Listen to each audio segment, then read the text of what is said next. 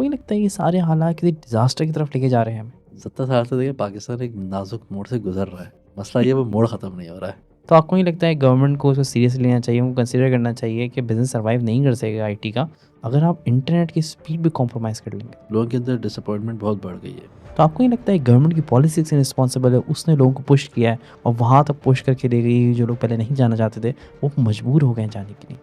Who is getting chance to get out of the country is going out of the country.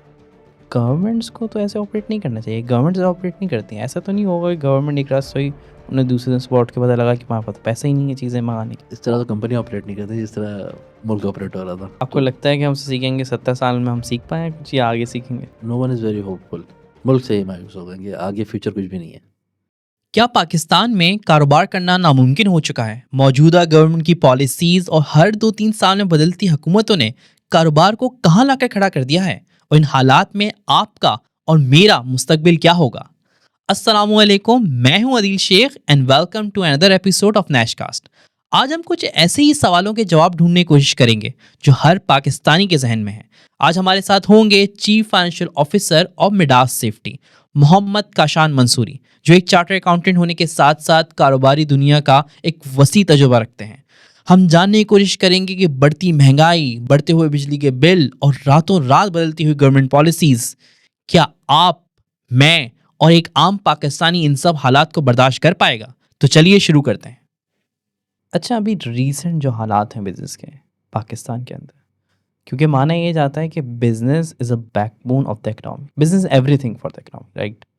मगर अभी जो business crisis से गुजर रहा है, ये क्राइसिस बदतरीन है, ठीक है? तो क्या क्या फैक्टर्स हैं जो आपको लगता है कि अभी रीसेंट टाइम में जिन्होंने बिज़नेस के हालात किए हैं? Most important thing in my view is के पॉलिसीज़ इनकंसिस्टेंट है। सही है।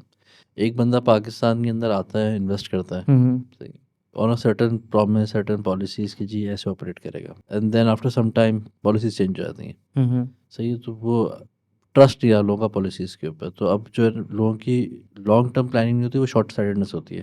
हर कोई उस पर सोच रहा होता है कि यार 1 साल में क्या होना है, 6 महीने में क्या होना है, और लॉन्ग टर्म प्लान पे कोई भी काम नहीं कर रहा है।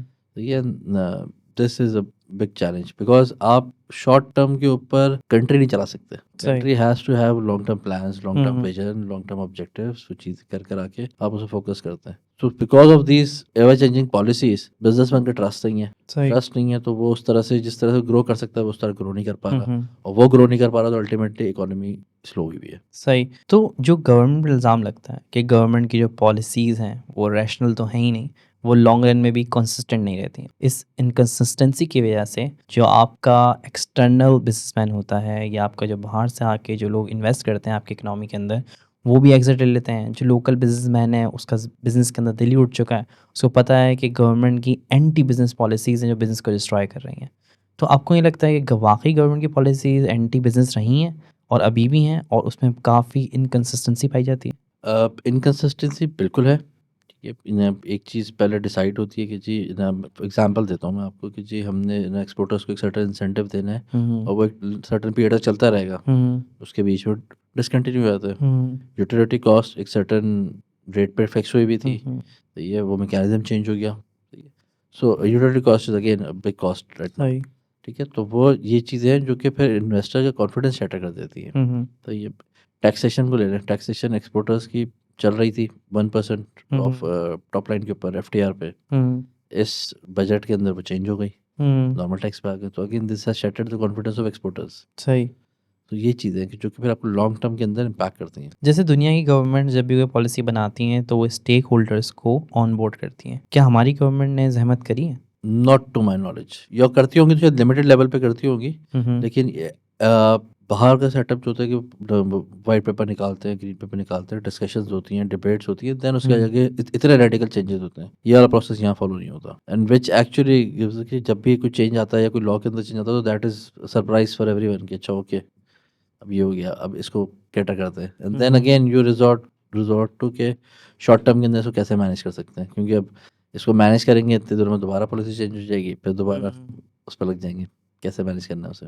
सही। तो इन पॉलिसीज़ ने जो रीसेंट टाइम में पॉलिसीज़ आई हैं, ख़ासतौर पर टैक्स रजीम के अंदर चेंजेस आए हैं, तो क्या उसने पाकिस्तानी बिजनेस को स्ट्रगलिंग मोड पे नहीं लेकर आ गई है हालात?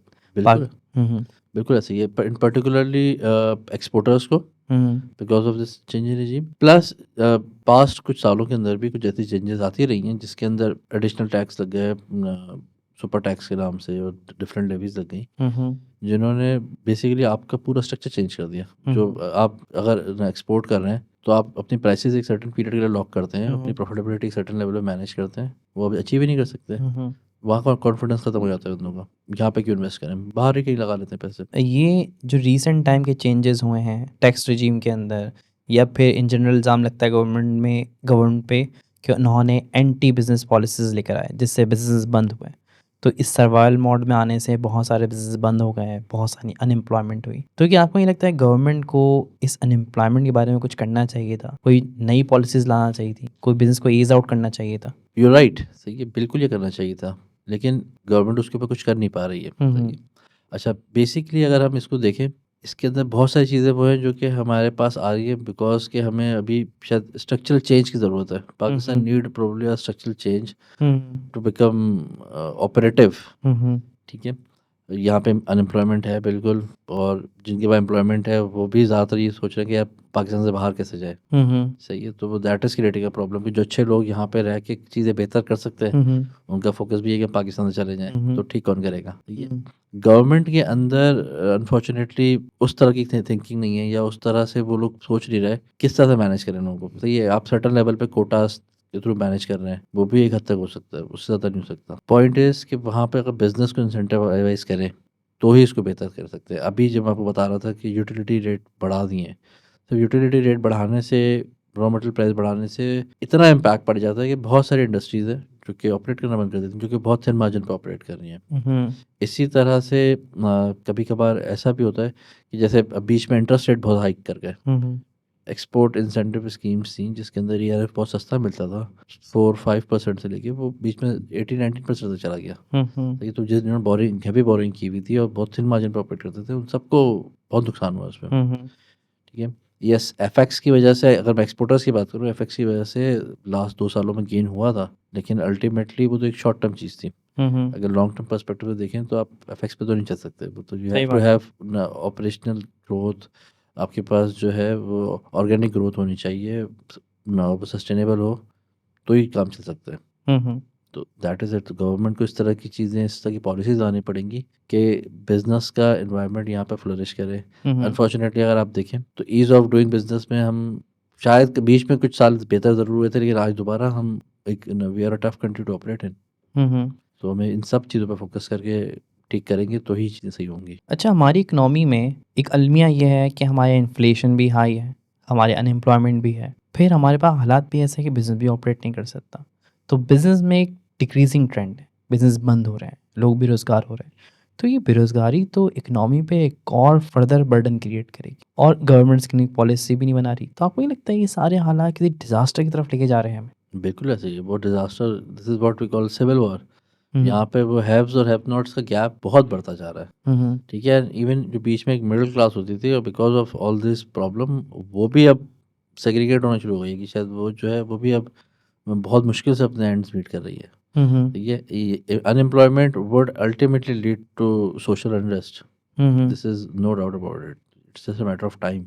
गवर्नमेंट को चीज़ें देख के सीधी करनी पड़ेगी, एम्प्लॉयमेंट देनी पड़ेगी लोगों को, और सिर्फ एम्प्लॉयमेंट फॉर द सेक कि आपने लगा दिया किसी प्रोडक्टिव काम के अंदर, तो ही हम आगे करके जो है सस्टेन कर सकते हैं। ग्रोथ तो फिर उसके बाद की बात है। बैंकिंग इंडस्ट्री का ये पार्ट रहा है, राइट? तो बैंकिंग इंडस्ट्री ने अभी कुछ लास्ट ईयर्स में काफ़ी अच्छा काम करा है, काफ़ी अच्छे प्रॉफिट्स हुए हैं, बट उसको कुछ लोगों का मानना ये है कि कोई अच्छी बात नहीं है किसी भी इकनॉमी में बैंक्स का इतनी हैवीली इनकम जनरेट करना जस्ट बिकॉज ऑफ काइबोर। ठीक है, उसका एक नेगेटिव इम्पैक्ट लोग ये बताते हैं कि this is not for friendly business area, right? हुआ ये है कि आपने काइबोर इंक्रीज़ कर दिए हैं, लोन लेना मुश्किल हो गया है बिजनेस के लिए, तो लीजिंग फैसिलिटी लेना जो बिज़नेस के लिए है वो अब एज़ कम्पेयर टू हमारे पास्ट ईयर्स के अंदर और मुश्किल हो गया है। तो इससे हो ये रहा है कि लिक्विडिटी बिज़नेस के लिए मैनेज करना मुश्किल हो गया है, और नए बिज़नेस एंटर नहीं होंगे, और जो एग्जिस्टिंग बिज़नेस हैं उनको भी लिक्विडिटी मैनेज करने में काफ़ी स्ट्रगल करना पड़ रहा है। तो आपको लगता है कि बिज़नेस इंडस्ट्री जो है वो इस वजह से भी स्ट्रगल कर रही है क्योंकि हमने कारोबार बढ़ा दिया है? On the other hand banking industry अच्छा कर रही है, बट उसके कुछ ड्रॉबैक्स भी हैं जो हमें ज़हन में रखना चाहिए। बिल्कुल आप सही कह रहे हैं। फाइनेंसिंग कॉस्ट जो है वो एक बहुत मेजर कंपोनेंट बन गई है ओवरऑल टोटल कॉस्ट का, ठीक है। एंड पाकिस्तान में जिस तरह की रेगुलेशंस हैं, क्रेडिट लेना वैसे ही एक बहुत मुश्किल काम है।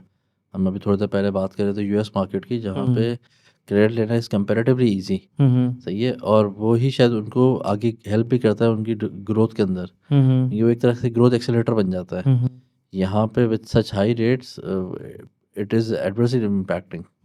ये बैंक्स पैसे बना रहे हैं, सही है, because they are taking advantage of government policies. So yes, bank को इतने पैसे बनाने चाहिए, नहीं बनाने चाहिए, that is obviously commercial call for the banks. उनको अपॉर्चुनिटी मिली, उन्होंने बना ली है। अच्छा, आप इंटरनेशनल स्टील का ये पार्ट रहा है जी जो प्राइवेट सेक्टर की सबसे बड़ी फ्लैट स्टील मैन्युफैक्चरर है, right. On the other hand जब हम देखते हैं कि एक और इदारा है पाकिस्तान का, पाकिस्तान स्टील मिल्स, वो गवर्नमेंट ऑपरेट नहीं कर पा रही है, मगर कोई और इदारा है जो प्राइवेट सेक्टर के अंदर ऑपरेट कर रहा है, सक्सेसफुली ऑपरेट कर रहा है। तो आपको क्या लगता है, ये गवर्नमेंट की वीकनेस है, गवर्नमेंट फेलियर है कि वो अपने इंस्टीट्यूशन को सही तरह प्रैक्टिस नहीं कर पाती या सही तरह ऑपरेट नहीं कर पाती? On the other hand private sector उसे सक्सेसफुली ऑपरेट कर लेता है। देखिए, इसके लिए आपको दो चीज़ें समझनी पड़ेंगी।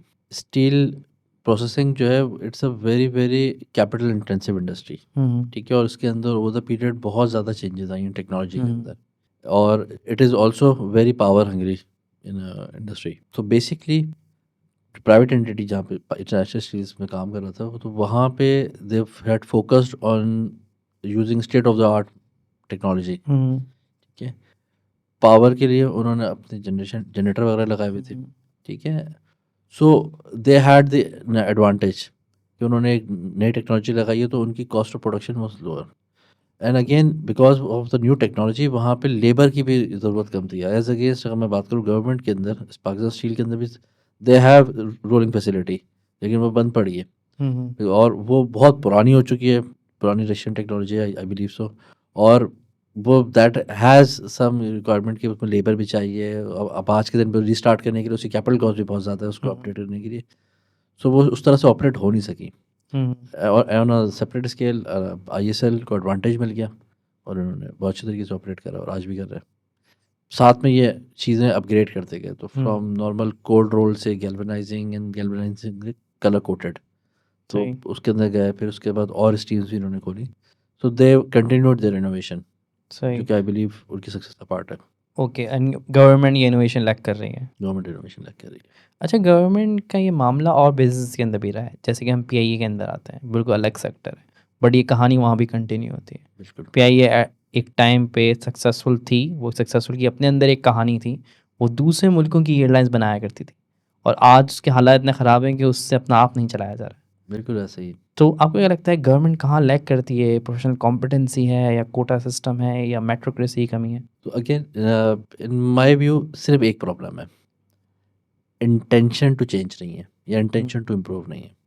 अगर सिंसेरिटी होगी, इंटेंशन टू इम्प्रूव होगी, मुश्किल अगेन मुश्किल आएंगी, टाइम भी लगेगा, लेकिन काम सीधा हो जाएगा। ठीक है, तो जहाँ पे इंटेंशन का मसला बन जाए, वहाँ पे आप कुछ भी करा लें, उस चीज़ सही नहीं हो सकती। मुझे फ्रैंकली कुछ टाइम पहले पता चला कि एमिरेट्स का जो साइन है ई के, तो ई के अंदर के रिप्रेजेंट्स कराची, सही है। सो एमिरेट्स को सेटअप करने में और दूसरी एयरलाइन को सेटअप करने में पीआईए ने हेल्प करी, सही है। पहली फ़्लाइट कराची है, एंड अगेन आज हम पीआईए के जिस हाल पे हैं, that is the side of affairs.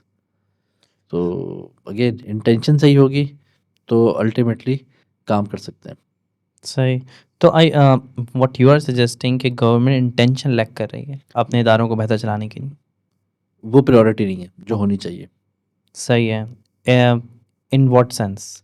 देखें, अब अगर पता है कि पीआईए के साथ प्रॉब्लम है, ठीक है, या स्टील मिल के साथ प्रॉब्लम है, तो मे बी कमिटीज़ बना के हम हमेशा क्या कहते हैं कि जी इनको प्राइवेटाइज़ कर दें, बिल्कुल कर दें प्राइवेटाइज़, कोई सही। मसला नहीं। सो प्राइवेटाइज़ करने के बाद हम क्या कह रहे हैं कि यार दैट शोज़ ना कि जो प्राइवेट बंदा आएगा वो चला लेगा। वो उसकी इंटेंशन है उससे पैसा बनाना, तो बना लेगा। तो दैट एक्चुअली शोज़ ना कि यार अगर इनकी फुल इंटेंशन होती कि हम चला सकते हैं, तो may be they didn't require privatisation. खुद ही मेहनत करते, खुद ही टाइम लगाते, एफर्ट लगाते, उससे पैसे बना लेते। एक एसेट जो हम कह रहे हैं कि जिससे पैसा नहीं बना सकते, हम प्राइवेटाइज करते हैं, वो पैसा बनाना शुरू कर देगा, प्राइवेट बंदा कमाएगा। This proves my point actually.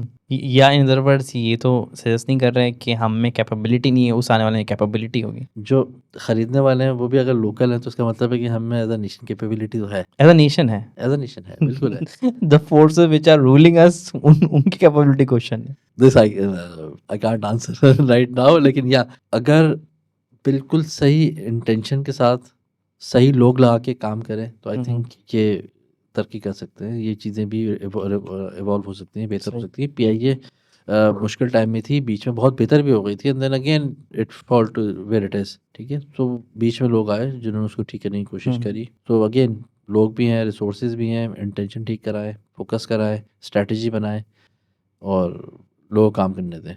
वहाँ पे लोगों को काम करने देंगे फोकस तरीके से, और विद ऑब्वियसली मॉडर्नाइजेशन। पीआईए का मुझे भी एग्जैक्ट याद नहीं है, क्रू टू जो उनका रेशो होता है people to, I think it is one of the worst in the world, सही है। तो वहाँ पे वो ठीक है, चीज़ें ठीक करनी पड़ेंगी, गवर्नमेंट इन्फ्लुएंस कम करना पड़ेगा, सही है, और लोगों पे कट डाउन लगाना पड़ेगा। आप आईएसएल का पूछ रहे थे, तो आईएसएल के अंदर आई थिंक जिस टाइम पे मैं था there were less than 1000 people working for production of steel, जो कि स्टील मिल के अंदर करने के लिए उन्होंने कई हज़ार बंदे रखे हुए थे, ठीक है। So again that adds to your cost as well as inefficiency. तो इन चीज़ों को सीधा करना पड़ेगा, ठीक करना पड़ेगा।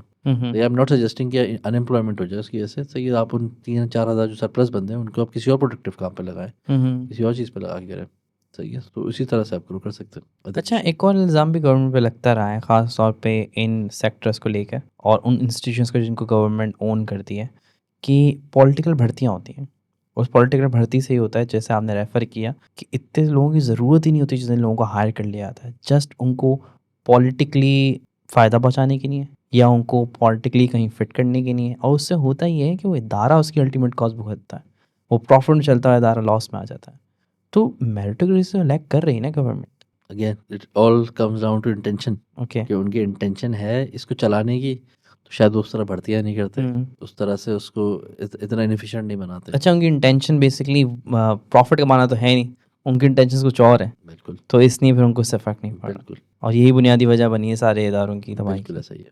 अच्छा, बिज़नेस को इन जनरल एक और चीज़ ने हिट किया, वो है रॉ मटेरियल। सही है, हमारी मोस्टली इम्पोर्ट ओरिएंटेड इकनॉमी है, ज़्यादातर रॉ मटेरियल इंपोर्ट होता है। जब आपकी एलसीज बंद कर दी गई तो रॉ मटेरियल इंपोर्ट ही नहीं हो पा रहा था, तो बहुत सारे बिजनेस सर्वाइव ही नहीं कर सके इसकी वजह से। तो आपको क्या लगता है, रॉ मटेरियल को महंगा कर देना जो इंपोर्ट हो रहा है, फिर ड्यूटीज़ बढ़ा देना या एलसीज को बंद कर देना, किसी भी चीज़ का हल हो सकता है, या इसने बिजनेस को और डिस्ट्रॉय किया, लोकल बिजनेस को? अच्छा, इसको मैं सवाल को 2 टुकड़ों में तोड़ूँगा, हम्म सही है। क्या वो रॉ मटेरियल पाकिस्तान में अवेलेबल है या अवेलेबल नहीं है? सही है, बिकॉज़ दोनों का आंसर डिफरेंट है। अगर वो रॉ मटेरियल पाकिस्तान में अवेलेबल है, सही है, उस क्वालिटी का नहीं है, तो हमें वो उसके बैक प्रोसेसेस वो क्रिएट करने चाहिए, जिससे आपको वो इम्पोर्ट सब्स्टिट्यूशन पे चले जाएँ। यहाँ पे आपके पास रॉ मटेरियल था, आप थोड़ा-सा प्रोसेस करके वो यहाँ पे लोकल इंडस्ट्री को सप्लाई करना शुरू कर दें। वहाँ पे गवर्नमेंट को इंटरवेंशन ऐसे होनी चाहिए कि वहाँ पे वो प्रोसेसिंग प्लांट लगाए या प्रोसेसिंग की चीज़ें लगाए, सपोर्ट करे, और आप उस तरह से तो आपको टेक्निकली ज़रूरत ही नहीं पड़ेगी इंपोर्ट करने की, सही है। देन वो वाले रॉ मटेरियल आ जाते हैं जो कि पाकिस्तान में है ही नहीं, ठीक है। उसके अंदर भी ये है कि अगर वो लोकल इंडस्ट्री की सपोर्ट के लिए हैं और वो लोकल इंडस्ट्री को ग्रो करा रहे हैं, तो उसके अंदर तो ऑब्वियसली जब आप प्राइस बढ़ाते हैं तो उसका पूरा इम्पैक्ट जाता है, सही है। अगर वो है जो कि एक्सपोर्ट के लिए है तो आपको वहाँ पे भी मैनेज करना पड़ता है कि बिकॉज आपकी इंटरनेशनल कॉस्टिंग, इंटरनेशनल प्राइसिंग, तो it is a very sensitive game. जब एज यू मेंशन, जब आपने ये काम करना शुरू किया तो जो एक्सपोर्ट वाली चीज़ें जा रही थी उनके जब रॉ मटेरियल रुक गए तो वहाँ पे वो उस साइकिल का इम्पैक्ट आया पाकिस्तान के ऊपर। जो लोकल कंजम्पशन के अंदर मटेरियल जा रहे थे, जब उनकी प्राइस बहुत ज़्यादा बढ़ गई तो लोगों ने वो कंजम्पशन करनी छोड़ दी। हैंस जो इकोनॉमिक्स का कॉन्सेप्ट है एग्रीगेट डिमांड और एग्रीगेट सप्लाई का, तो एग्रीगेट डिमांड ही कम होनी शुरू हुई बिकॉज वो महंगी हो गई चीज़ें, और जब इतनी महंगी हो गई तो अल्टीमेटली आपके पास जो है वो इकोनॉमिक स्लो डाउन आ गया उसकी वजह से। This how it adversely impacts the economy. एक और बात इम्पॉर्टेंट है इसके अंदर कि एलसीज बंद करने का फैसला आउट ऑफ नोवेयर लिया गया, सडनली फैसला आया, हम रात को सोए, सुबह उठे, मतलब एलसीज बंद हो गई।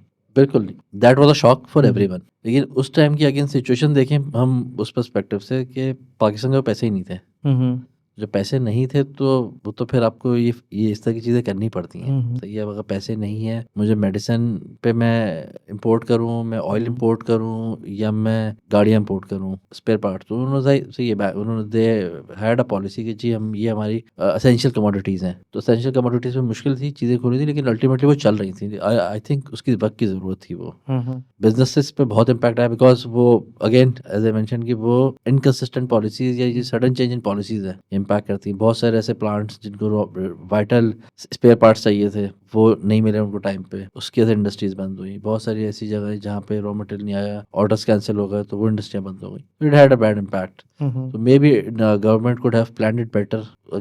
एक साथ बंद नहीं करती, इतना मुश्किल नहीं कर देती और फेज़्ड स्टेप पे करती, लोगों को कॉन्फिडेंस में लेके करती, तो शायद रिज़ल्ट ज़रा डिफरेंट होता है। सही। आपको नहीं लगता है कि आउट ऑफ नोवेयर एकदम सडन आपको चेंज ले आएँगे? आपको सुबह पता लगा कि एलसीज़ बंद कर देते हैं, हमारे पास पैसे नहीं खरीदने के। गवर्नमेंट्स को तो ऐसे ऑपरेट नहीं करना चाहिए। गवर्नमेंट्स ऑपरेट नहीं करती हैं। ऐसा तो नहीं होगा कि गवर्नमेंट एक रात सोई, उन्हें दूसरे दिन सुबह उठ के पता लगा कि हमारे पास तो पैसे ही नहीं है चीज़ें मँगाने के। इस तरह तो कंपनी ऑपरेट नहीं करती जिस तरह मुल्क ऑपरेट हो रहा था। यस। तो आपको नहीं लगता गवर्नमेंट के एंड पे है मसले मसाइल कि वो कोई प्लानिंग ही नहीं है कि इवन लॉन्ग लॉन्ग टर्म तो दूर की बात है, शॉर्ट टर्म प्लानिंग नहीं है। सर 1-2 दिन की कौन प्लानिंग करता है? कम से कम महीना साल की प्लानिंग तो बंदा करता ही है कि उनको आउट ऑफ नोवेयर एकदम हमारे हमारे फाइनेंस मिनिस्टर उठे एक दिन और उनको एहसास हुआ नहीं एलसी ऑन करो तो पैसे ही नहीं है। उनको पहले नहीं पता था कि होने वाला है। आई एम श्योर उनके पास होगी नॉलेज, इन्फॉर्मेशन होगी, सही है न, वहाँ पे लोग हैं न, they have proper setups. Again मेरा वाला एक्सपोजर नहीं रहा है वहाँ पे किस तरह की इन्फॉर्मेशन होती है, क्या होता है, लेकिन we have very capable people, amazing people in government setup जिनके पास होगी, लेकिन ऑब्वियसली जिस टाइम पे ये सिचुएशन क्रिएट हुई देयर वर सम डिसीजंस जो कि शायद बैकफायर कर गए। So again we should take it as a learning opportunity कि आगे दोबारा नहीं होना चाहिए इस तरह से। आपको लगता है कि हमसे सीखेंगे 70 साल में हम सीख पाए कुछ या आगे सीखेंगे? 70 साल से देखिए पाकिस्तान एक नाजुक मोड़ से गुजर रहा है, मसला ये वो मोड़ ख़त्म नहीं हो रहा है, सही है।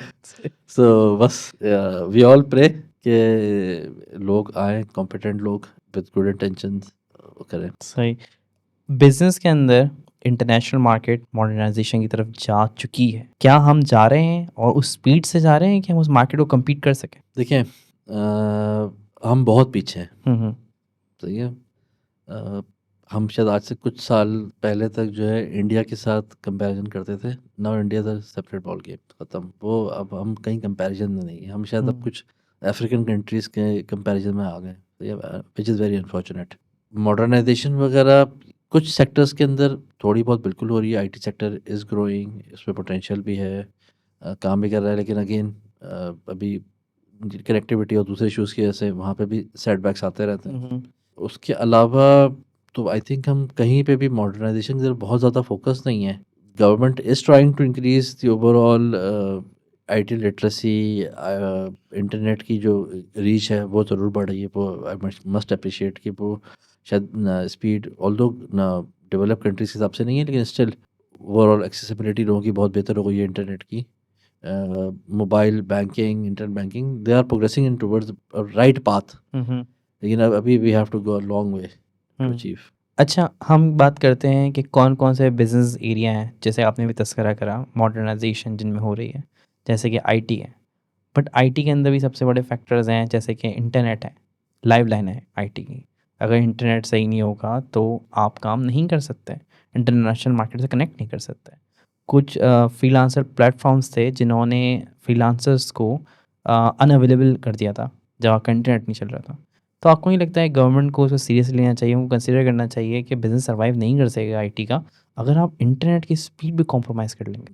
ठीक कह रहे हैं आप इसके ऊपर। देखिए अगेन हमारे पास कुछ बहुत बेसिक इंफ्रास्ट्रक्चर है जो कि आईटी कनेक्टिविटी का है। हुँ, हुँ। मे बी अब इट्स टाइम कि हम सैटेलाइट बेस्ड कनेक्टिविटी मुल्क के अंदर इंट्रोड्यूस कराएँ। Starlink is one option. I don't know government consider कर रही है या नहीं कर रही, लेकिन that can actually help in improving hmm, the hmm. Overall IT setup या कनेक्टिविटी सेटअप इन पाकिस्तान। हुँ, हुँ। ये इसी तरह और कंपनीज़ भी हैं जो कि सैटेलाइट बेस्ड कम्युनिकेशन दे रही है। आज के दिन पे हम सिर्फ एक सर्टेन केबल्स के ऊपर डिपेंडेंट हैं, जहाँ पे मसले आते रहते हैं। हुँ, हुँ। अगर आप ये कनेक्टिविटी देते हैं तो I think that would help in growth of IT sector in Pakistan. सही। इसी तरह से एक बहुत इंटरेस्टिंग कॉन्सेप्ट था जो कि कोविड के टाइम पे आया, that was digital nomads. Hmm, hmm. तो अब अगर हमारा पाकिस्तान का जो northern area that is a very beautiful place, amazing place. Hmm वहाँ पे मे बी आप डिजिटल नोमैड टाइप के जो है वो सेटअप्स बनाएं, लोगों को सपोर्ट करें, इंटरनेट गुड इंटरनेट कनेक्टिविटी, लोग वहाँ पे आके सेटअप करना शुरू कर देंगे। हम्म तो ये कि पीसफुल जगह है और वहाँ पे कनेक्टिविटी भी अच्छी है, तो I think it provide a very amazing opportunity to the government and businesses both. Hmm अच्छा, शॉर्ट रन में और लॉन्ग रन में इनोवेशन कितनी इंपॉर्टेंट हो गई है पाकिस्तान में, खासतौर पर बिजनेस के लिए, कि वो सरवाइव कर सके इंटरनेशनल मार्केट में?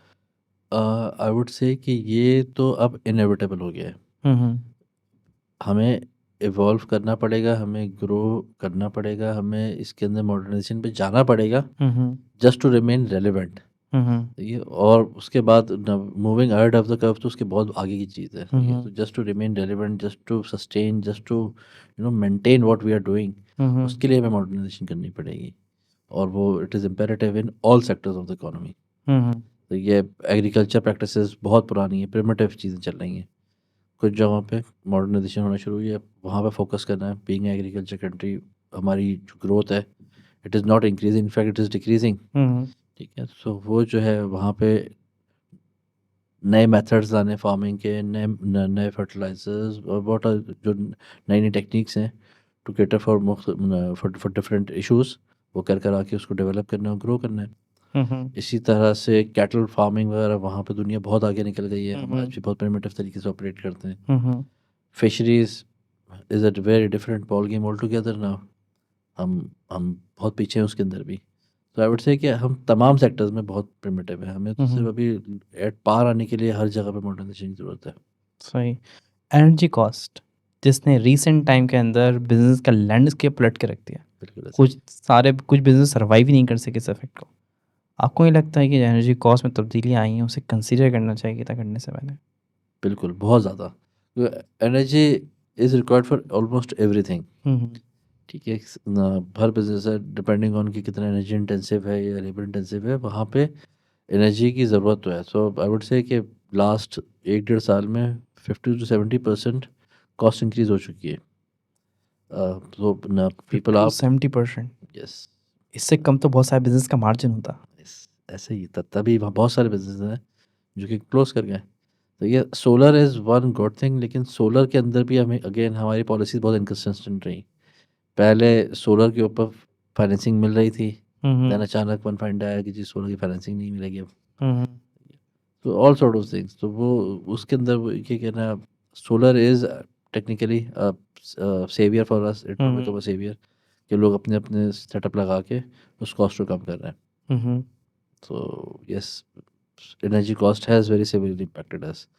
ग्लोबली इम्पैक्ट आया इसका, अंडरस्टैंड कि ये रशिया यूक्रेन वॉर की वजह से अवेलेबिलिटी, प्राइसेस, फिर उसके बाद ओपेक जिस तरह ऑपरेट करता है, तो there are global factors as well जो जिस कॉस्ट को इंक्रीज करा। फिर एफएक्स रेट जब हमारा बहुत ज़्यादा शूट अप कर गया, तो ultimately we import 70-80% of our oil, which primarily is the main source for our electricity. So again, so it was always on the cards कि प्राइस तो इतनी बढ़ेगी। अच्छा, पाकिस्तान के अंदर एक यूनिक चीज़ है, वो ये है कि ये फैक्टर्स तो हैं, बट पाकिस्तान में एक आईपीपी भी है, जिसकी वजह से ज़्यादा कॉम्प्लिकेट हुई है सिचुएशन। पाकिस्तान के अंदर बिजली महंगी कैपेसिटी चार्जेस की वजह से, जो एक वल्लाह आलम क्या सोच के डाला गया उस कॉन्ट्रैक्ट के अंदर, ठीक है। मगर पाकिस्तान कितनी यूनिक है, जैसे कि हम बात करते हैं इंटरनेशनल कॉन्फ्लिक्ट्स की, कि भाई एनर्जी कॉस्ट दूसरे बिजनेस की नहीं, दूसरे मुल्कों में इतनी बढ़ गई कि इंटरनेशनल कॉन्फ्लिक्ट हुआ। यहाँ जब भी हम बात करते हैं कि भाई यहाँ ऑपरेशनल कॉस्ट बढ़ गई आपकी एनर्जी कॉस्ट के एरिया में, तो क्यों बढ़ गई? क्योंकि आईपीपी साहब ने ऐसे एग्रीमेंट किए हुए हैं जो ना गवर्नमेंट फ्रेंडली थे, आवाम फ्रेंडली तो बिल्कुल भी नहीं थे, और उन्होंने फिर बिजनेस को भी हिट किया। तो उसके बारे में की क्या रहा है? अगेन आई वुड से द सेम थिंग, सही है, हम्म कि हमें उन एग्रीमेंट्स की शायद इंटेंट देख लेनी चाहिए थी। हम्म सही है, उन एग्रीमेंट की इंटेंट, यस, हमें जिस टाइम पे वो लगे थे, हम Pakistan was going through power crisis, hmm लेकिन शायद उस टाइम पे वो लॉन्ग टर्म विजन या लॉन्ग टर्म पर्सपेक्टिव सोचा नहीं। हम्म सही है, मे बी इंटेंशन भी ठीक हो उस टाइम पे। हम्म ठीक है, लेकिन वो अगर लॉन्ग टर्म पर्सपेक्टिव से देखते, चीज़ें हम्म इवैल्यूएट करते उस टाइम पे, तो maybe we could have entered into probably a somewhat favourable agreements. आपको तो लगता है ये शॉर्ट टर्म में रिजॉल्व हो सकता है मसला ये? शॉर्ट टर्म में तो नहीं हो सकता, हाईली अनलाइकली, बट यस इसके अंदर गवर्नमेंट इंटरवेंशन, इंटरनेशनल मीडिएशन और बहुत सारी चीज़ें होंगी। I am not from the energy sector, लेकिन यस आई बिलीव सो कि ये फैक्टर्स हैं कंट्रीब्यूट करेंगे। सर्कुलर डेट इज़ अगेन जो कि इनकी वजह से ओरिजिनेट होता है, वो प्रॉब्लम क्रिएट करता है। तो वो इन सब चीज़ों को एज़ अ होल लेके देख के इसको मैनेज करना पड़ेगा। सही सही। अच्छा, R&D, रिसर्च एंड डेवलपमेंट हमारे लोकल बिजनेस के लिए और वो बिजनेसेस जो इंटरनेशनल मार्केट में कम्पीट कर रहे हैं उनके लिए कितना ज़रूरी है? It is the backbone. सही। सही। इस तरह से अगर मैं बात करूँ कि मैं ये 2 मैन्युफैक्चरिंग कंपनीज़ का मेरा जो अपना एक्सपीरियंस रहा है, दोनों के अंदर रिसर्च पे काम होता था। रिसर्च करते थे, चीज़ें डेवलप कर रहे थे and they are progressing. As a nation Pakistan के अंदर रिसर्च एंड डेवलपमेंट बहुत ही बेसिक लेवल पे है। पूरी दुनिया में बहुत नॉर्मल सा कल्चर है कि जहाँ बिज़नेस को प्रॉब्लम आती है, बिज़नेस आके यूनिवर्सिटीज़ को अपनी प्रॉब्लम देते हैं।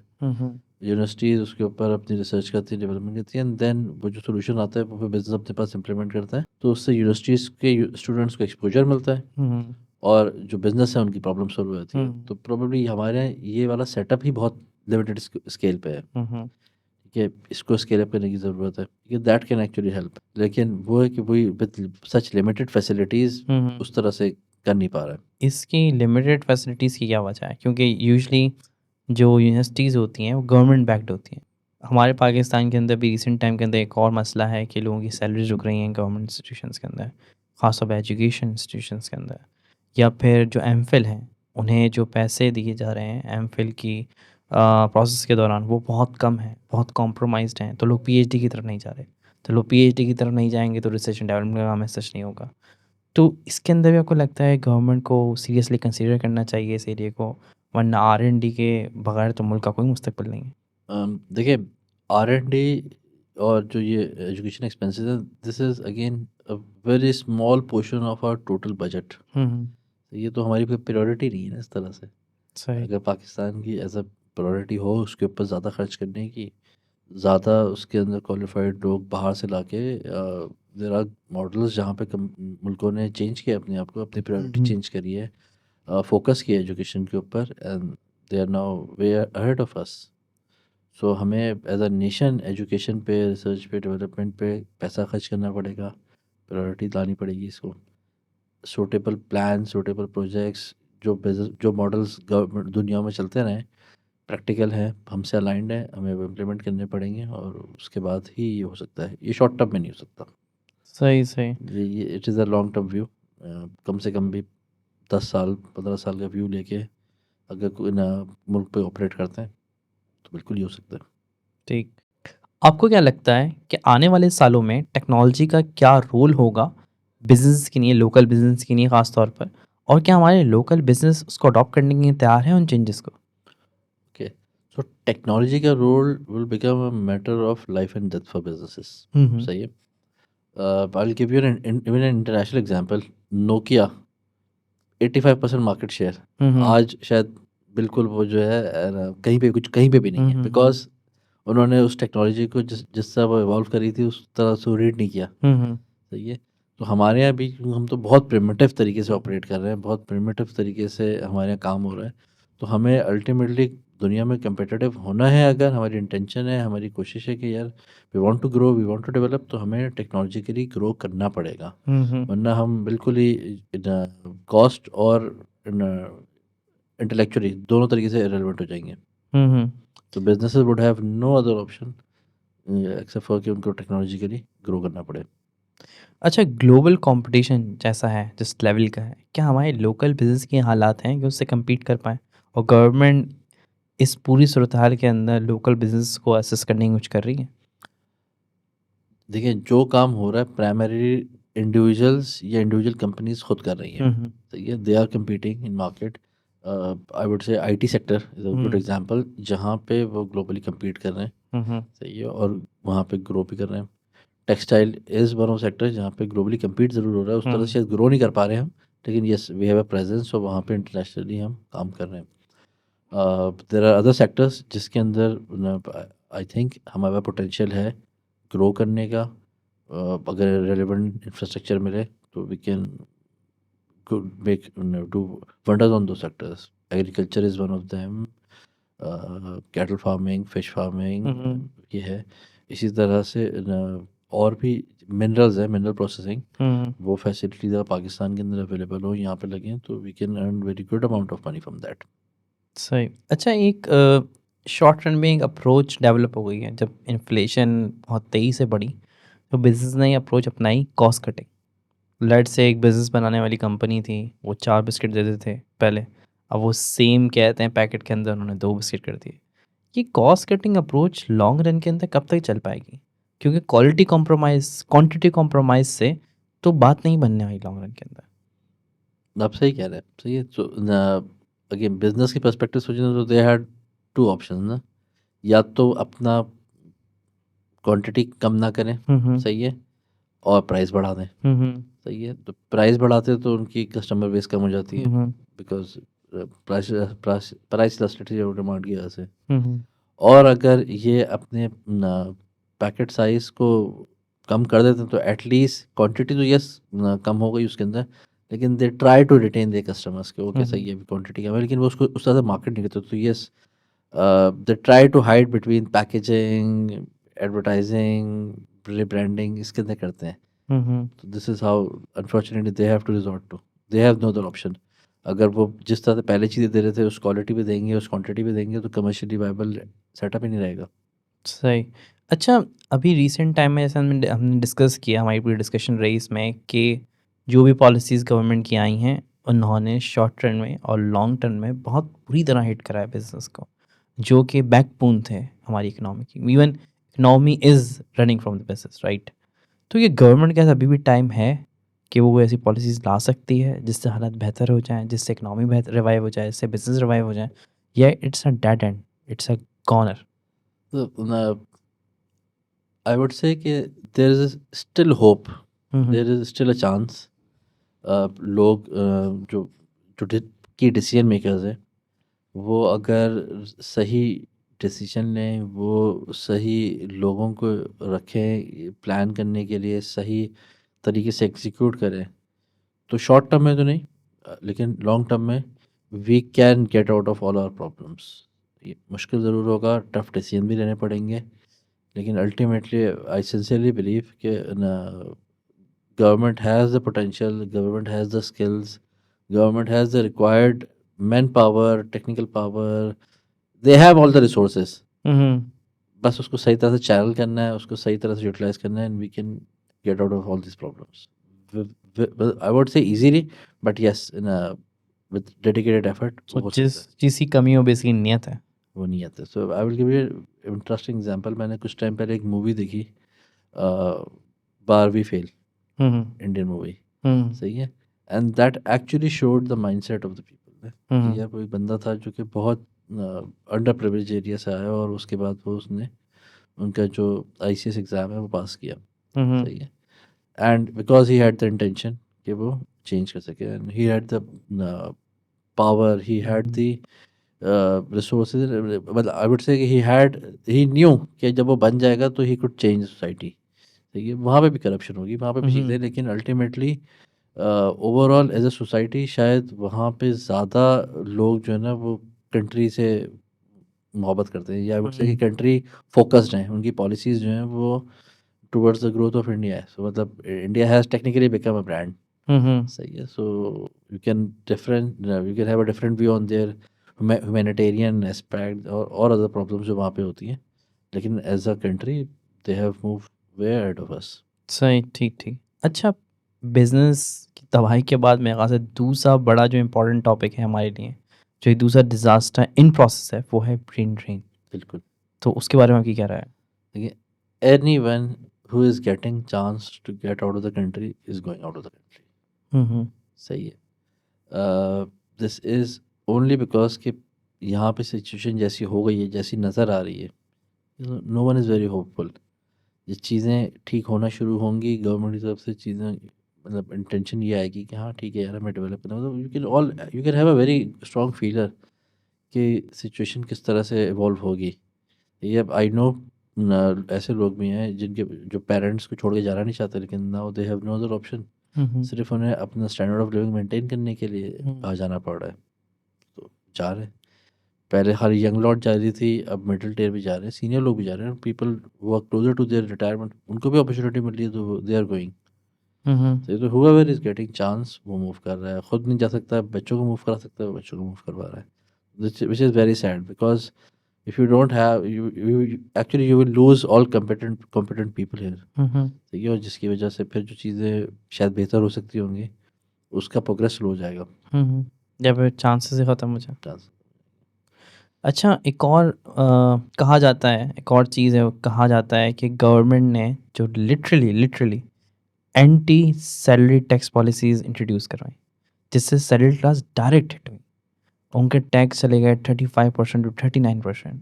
ठीक है, तो उसने भी लोगों को मोटिवेट किया कि भाई मैं 35 टू 39% टैक्स क्यों दूँ। इस टैक्स तो बड़े डेवलप कंट्री यूके जैसी कंट्रीज़ के अंदर होते हैं, जहाँ एजुकेशन टॉप नॉच फ्री है लोगों के लिए, जहाँ हेल्थ टॉप नॉच फ्री है, जहाँ ट्रांसपोर्टेशन का निज़ाम है, जहाँ सिक्योरिटी है, जहाँ बेसिक राइट्स हैं। मैं उस मुल्क के अंदर रह के 35% या 39% टैक्स क्यों दूँ, जहाँ बेसिक नेसेसिटीज़ नहीं है, एजुकेशन, हेल्थ, सिक्योरिटी बहुत बाद में आती है। मुझे बिजली की नहीं सोर्स लगवाना पड़ता है, गैस आती नहीं है, और जब पानी की बात होती है तो उसके लिए टैंकर चलाना पड़ता है, और हेल्थ तो आप भूल जाएँ, वो तो बहुत लग्जरी है कि मुझे अपने पैसों से अफोर्ड करना पड़े। तो वो एक माइंडसेट लोगों के अंदर आया, इतनी हाई एंड सैलरी क्लास जो है वो मुल्क को छोड़ रही है। वो चाह रही है कि बस मौका मिले और मैं निकल जाऊँ। तो आपको नहीं लगता है गवर्नमेंट की पॉलिसी से रिस्पॉन्सिबल है, उसने लोगों को पुश किया है और वहाँ तक पुश करके ले गई, जो लोग पहले नहीं जाना चाहते थे वो मजबूर हो गए हैं जाने के लिए। बिल्कुल ऐसा ही है। देखिए, सैलरी सेक्टर को टैक्स करना is the most easiest thing, and unfortunately इसके साथ प्रॉब्लम ये है कि ये एज अ सेक्टर ऑपरेट नहीं करता। सही है, आप बाकी किसी भी सेक्टर पे किसी भी चीज़ के ऊपर टैक्स लगाते हैं, उनकी एसोसिएशन हैं, वो लोग आते हैं, वो लोग रिप्रेजेंट करते हैं और वो वहाँ पे उसको ठीक करा देते हैं। अनफॉर्चुनेटली सैलरी सेक्टर के जो या सैलरी क्लास के जो लोग हैं उनकी कोई इस तरह की बॉडी नहीं है, कोई इस तरह की रिप्रेजेंटेशन नहीं है। हेंस जितना गवर्नमेंट के लिए आसान, सबसे it is the most easiest way to generate revenue for the government. सही है, तो वो उसको एक्सप्लॉइट करते हैं। ऑन योर क्वेश्चन कि जो आप सैलरी ब्रैकेट बता रहे थे, these are all high salary individuals. उसके अंदर भी जिसको भी मौका मिल रहा है आ जा रहा है। Because we have the skills, we have the knowledge, यहाँ पे चीज़ें करी हुई हैं, लोगों ने काम करा हुआ है, लोगों को काम आता है करना। लेकिन with this kind of taxation और with no security, no social setup, there is no point living here. सही रहने से किसी कोई have any strings attached to Pakistan, वो फिर जिसका नहीं है वो निकल जाता है। जहाँ पे उसके जो फैमिली सर्कमस्टांसेस या सोशल सर्कमस्टांसेस उसको अलाउ करते हैं, एवरीवन विल लीव। और ऐसा हालात पिछले 2-3 साल में ही डेवलप हुए हैं, पहले नहीं थे। देखिए, पहले भी थे शायद, लेकिन अब ये रिसेंटमेंट बहुत ज़्यादा हो गई है। सही। लोगों के अंदर डिसअपॉइंटमेंट बहुत बढ़ गई है। तो लोग मायूस हैं गवर्नमेंट की पॉलिसी से। मुल्क से ही मायूस हो गए कि आगे फ्यूचर कुछ भी नहीं है, ठीक। तो they want to get out of it, तो ये तो बहुत बहुत डिजास्टर्स हालात है। नहीं। अनफॉर्चुनेटली। तो इसीलिए it's high time for the government, for the decision makers कि चीज़ें जो हैं वो सही करें। बहुत अच्छा लगा आज आपसे बात करके। बहुत शुक्रिया आपका टाइम देने का। मुझे उम्मीद है कि हमारे ऑडियंस ने भी आपसे बहुत कुछ सीखा होगा, मैंने आपसे बहुत कुछ सीखा। इंशाल्लाह आपसे फिर मुलाकात होती है एक नए पॉडकास्ट में। इंशाल्लाह। Okay, thank you. Thank you.